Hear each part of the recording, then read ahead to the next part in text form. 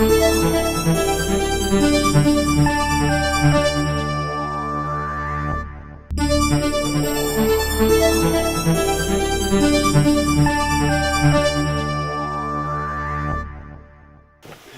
to INDE News. I'm Graham O'Brien, bringing you the latest update on the proposed Waimea Dam.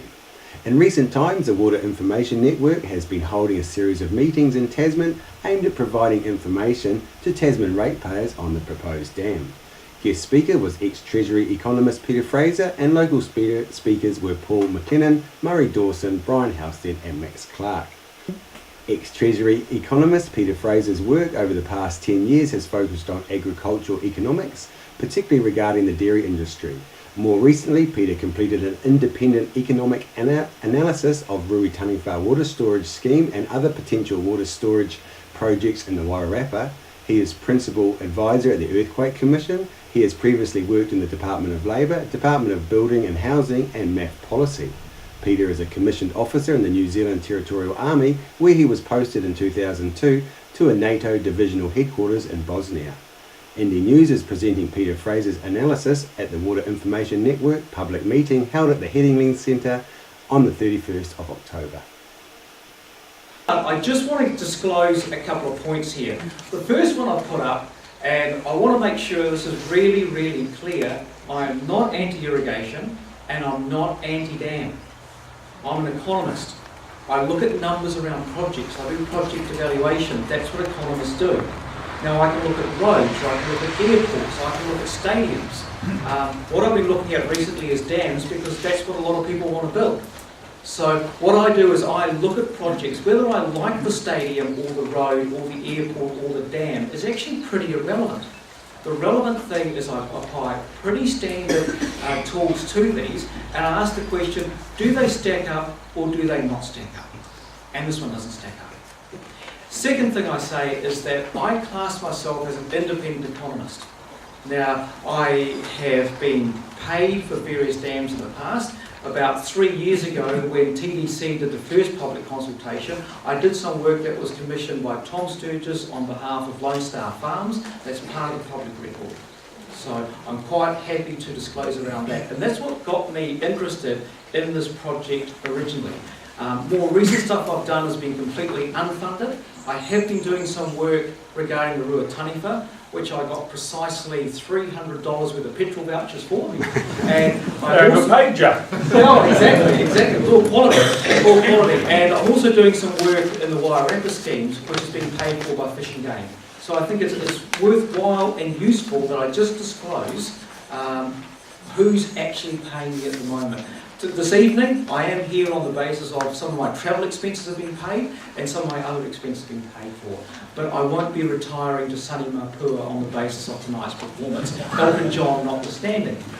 And finally, I want to really point out, particularly if there's farmers in the room, I'm not anti-farmer. I'm not anti-farmer. Now, I'll be on Morning Report tomorrow morning, so if you've got nothing else to do, click on there, and I'll give the headline. What I'll be saying there is, look, farmers are important, but hey, lots of people are important. It's just they're not special. That's the issue. Okay, next slide please. In public policy, the first thing you try and do is work out, before you try and solve something, what's actually the problem? Because amazingly, you can have lots and lots of silly conversations at cross purposes because people have got different solutions to completely different problems. So what I want to do is identify what, in my view, the fundamental presenting problem is in this catchment. You've got an over-allocated catchment.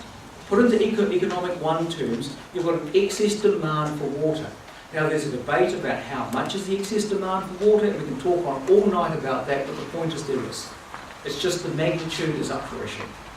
Now an excess demand for water has led to an excess supply of nitrates. And again, I've got no doubt that you know about that, and other speakers will touch on that as well, so I won't go into a hell of amount of detail on that. So the fundamental problem you've got is an over-allocated catchment. Now, the proposal we've got from the TDC is to solve an excess demand problem with an excess supply solution. So, think of it this way. We have too much water allocated So we have too much water demanded. So how are we going to solve this problem? We're just going to provide a bucket load of water. Now, if you think about it, if the original problem is an excess demand problem, which is leading to an excess supply of nitrates, a much more sensible thing to do is sort out the excess demand rather than permitting and enhancing the excess demand. And this is where the economics and the environmental issues cross over, but I don't want to touch on that, and I'll keep on moving. Next slide, please. So the fundamental crunch run, why doesn't the dam stack up? There's three reasons. The first one I'll go through is size. Here's the problem with the Lee Valley Dam. It's too big for the area you want to irrigate, but it's too small to be a viable irrigation storage scheme. So I'll just unpack that a little bit without going into excruciating detail. The dam can irrigate, depending on what land uses you want to do, between 5,000 and 7,000 hectares of land. The actual demand is between 2,000 and 3,000 hectares of land. So what you've actually got is too much water for the actual demand there. So when I'm talking about an excess supply solution, you're talking about an excess supply solution. There is way too much water for what you actually need. But here's the rub. Dams have economies of scale.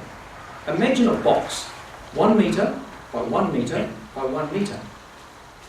Those mathematically inclined will work out that the capacity of that box is 1 cubic metre. But this is where economies of scale come in. Let's say we double it. So we go to 2 metres, 2 metres, and 2 metres. Suddenly you've got 8 cubic metres. The problem with this dam is at the wrong end of the economies of scale. Let me give you a really simple example. The previous speaker talked about the Ruataniwha. Ruataniwha, I don't believe the hydrology, but I'll give Hawke's Bay Regional Council the benefit of the doubt on. They reckon it held 104 million cubic metres of water. Lee Valley, on a good day, allowing for evaporation, holds 12. Now, Lee Valley is going to cost in excess of $80 million just to build the dam. Just to build the Ruataniwha Dam alone was $150 million. So the problem you've got is the dam is too small. To get the economies of scale, it needs to get bigger. But to get bigger means you've got more of an excess supply of water. That's the problem with the dam. It's too big for the area it wants to irrigate, it's too small to be viable. This comes through into our next problem, which is build cost. I'll be fair, when this was a $20 million scheme and could be paid for by farmers, it actually made sense. At a $40 million scheme, depending on what the land uses were, touch and go, but I'd give it the benefit of the doubt. When Tom Sturgis employed me, it was $75 million, it didn't have a hope in hell. It's now $82 million. Put a 10% contingency on that. I think that's probably pretty conservative. You're looking at 90 odd million. Let's be honest, it's $100 million by the time the ink's dried. At what point along the way did any common sense leave the room? Here's my question. How expensive does this dam have to get for the council to finally say no? I mean, it's 4 times what its original cost was. Is it going to be 5 times, 6 times, 8 times, 20 times? I mean, are we going to have a situation, and this is what I'll put to you as ratepayers, so I'm getting that my next point is going to be risk, because you guys are paying for it. You'll end up with something that will cost about the same as the Ruataniwha. Hey, this is the deal. Ruataniwha only cost twice as much to build, but hold 8 times more water. Now that has a really important point when it comes to water cost. I had a recent article in the paper down here where I said the average cost of water, and these are Irrigation New Zealand figures, so therefore they must be good quality, it's only 14 cents a cubic metre for water. This scheme puts out water at between 60 plus cents a cubic metre. It's just too expensive. So let's get to risk. Sorry, can you just go back and just do this? So here's kind of the other deal of it. Started off at 20 million. It's now at 60 million. Taxi meter's still running. Who's paying the taxi? You guys are. I'm assuming most of you are ratepayers. Ratepayers and taxpayers are going to pay 80% of this puppy. Because to be fair to the farmers, the water's only worth a certain amount to them. They're not going to pay more than that. So all these other costs are going to go and sit on ratepayers and taxpayers. That's what we saw before the last election, where we had two effectively electoral bribes that got dropped into the region. Now where the risk comes in is that Tasman ratepayers are underwriting two risks. Firstly, if this thing goes over $82.5 million, and I think most of you kind of suspect that there's a distinct possibility that TAB are getting fairly good odds that it will. Once it's more than 3 million over, you guys pay for it. Taxi meter's running again. Next thing is, remember I said there's about 2 to 3,000 hectares of demand and about 6,000 hectares of water supply. Question is, who pays for that spare water? Well, at the moment, the way that works is that's where Crown Irrigation comes in. Because what Crown Irrigation does is effectively provide bridging finance. And that when a scheme is not fully subscribed, and to be fair, most irrigation schemes aren't fully subscribed at the beginning. But the expectation is over time, farmers will subscribe to the scheme, they'll change land uses, and the scheme at some point in the future will be fully subscribed, at which point Crown Irrigation get their money back.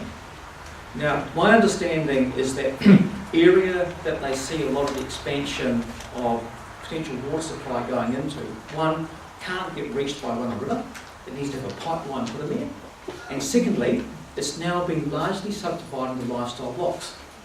So if Gemma and Flossie the sheep and the Shetland pony aren't good for the money, in 15 years' time, when Murray Gribben at Crown Irrigation wants his money back, guess who's paying for it? So there's two risks you've got. That if the excess demand or the excess supply of water is not picked up, ratepayers pay for it. If the scheme goes over budget, more than $1 million, ratepayers pay for it. So for those reasons, the size of the dam is wrong, the cost of the dam is wrong, and the risk structure is wrong, for the reasons I say the dam doesn't stack up. Next slide, please. Is there an alternative? Given we're told this was a no-brainer, I don't know why we'd be thinking of an alternative, but let's try and think of an alternative. Look, there are other speakers here who will talk about what I call the supply side solution, and they'll argue there actually is plenty of water around the region that you can use without looking at water storage.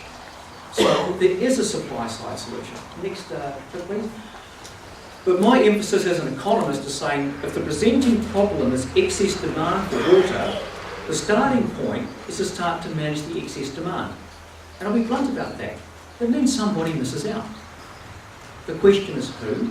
And as an economist, we say, what is the least cost thing to shut down? So rather than saying taking a 10% haircut or a 20% haircut or a 30% haircut across all users, which is just a deadly thing to do, a way of thinking about it is where are the low-hanging fruit?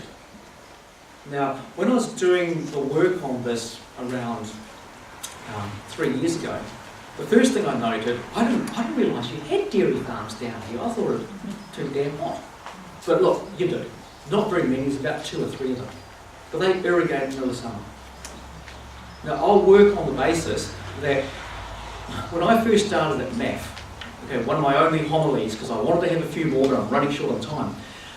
But one of the homilies I had from MAF is when I first turned up there, is I got taken out by one of the older guys, and he said, Peter, this is a good example of land use gone wrong. And I said, what's the story? He goes, look at this side of the fence, it's got grapes. And look at this side of the fence, it's got cows. Those things, like dry feet, those things like wet feet. Something's wrong here. Either those guys have gone and put their grapes in a swamp, or those guys have gone and put their cows in a desert, and looking at those centre pivots, I think I can guess where the answer is. So look, this is not me having a beat up of the dairy farmers. I'm not saying that at all. But if you start looking from a catchment level context, who would be major users of water at peak times of the year to grow grass, to feed to cows, to produce milk? Because that's what dairy farmers do. They do that very, very well. But if you think of it from a regional perspective, if those 3 farms shut down, that would suddenly free up a lot of water, and my demand side solution suddenly starts looking like a possibility. The point is that if there are clear rules, then what you'll find is that farmers are very adaptive. They will adapt out of relatively water-hungry users to less water-hungry users. It's not the end of the world. Now,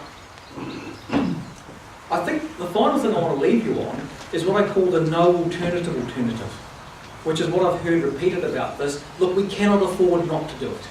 We just have to do it. It's a no-brainer. Look, we've got no choice. We have a consultation, and no dam is not part of the consultation.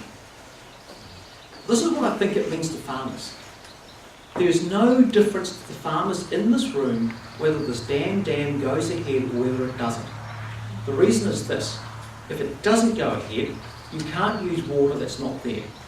If it goes ahead, you can't use water you can't afford. You're buggered either way. Last slide. So, first thing, the world will not end if this dam is not built. Second slide, please. I think what you've got to remember is that I've only touched on it very, very lightly because environmental issues is not my area of expertise, so I purposely do not wade into that. But the linkage between the excess demand for water and the excess supply of nitrates, you would have to be, look, you don't exactly have to be Nostradamus to make that connection. And so what I'm saying is the part which I do have expertise on links directly to the bit that I don't.